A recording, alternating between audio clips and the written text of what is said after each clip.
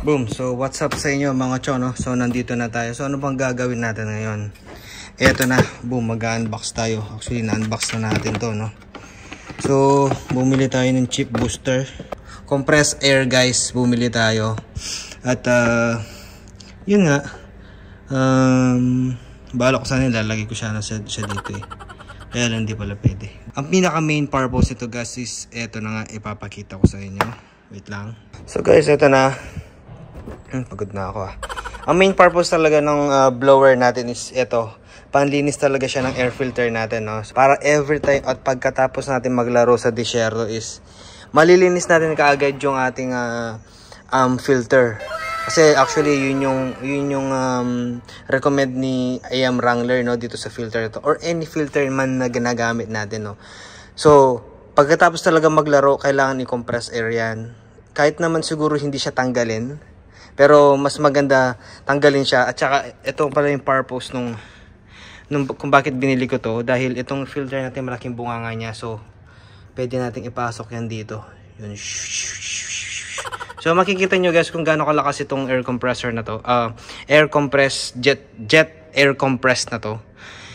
Papakita ko sa inyo kung gaano siya kalakas para di nila sabihin na budol tayo, no? Baka nambubudol na naman tayo. Ito, mga nakadalawang laro na siguro ako dito bago ko siya nililinis. Makikita nyo guys, pag pinasok ko to, tignan natin.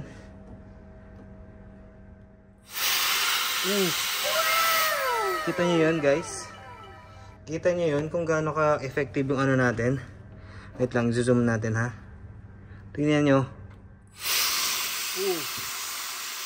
Yan ang air, yan ang compressed air guys. So yun yung compressed air. So kailangan lang, ang gawin natin is kailangan hawakan natin siya nakaganito. Ayan. Wait lang, wala kasi akong ano eh. Wait lang, wala tayong assistant. So dapat nakaganito siya guys. And then ilalagay natin to.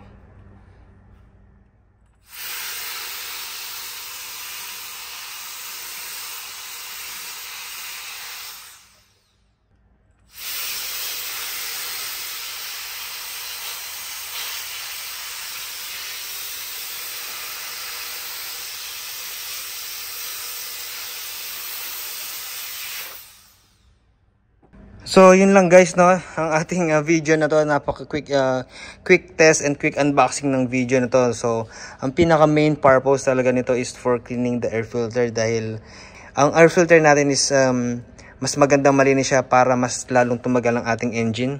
Lalo na sa buhangin tayo, naglalaro and nagdudunbash tayo sa buhangin. So, kailangan talaga na mas malinis lagi ang ating air filter. So, thank you dito sa ating mini cleaner natin. Ito yung mini cleaner natin. So, actually, pwede rin itong gamitin dito. Tignan nyo. Oh.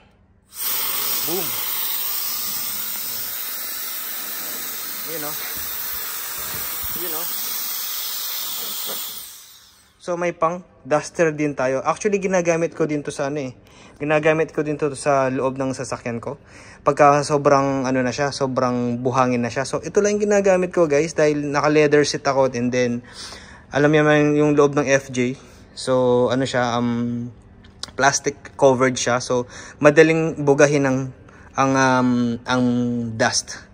So guys, thank you sa inyong panonood, and ayan, ito na yung ating quick video, and subscribe para sa marami pang tips and tricks for off-roading. Subscribe, like, share.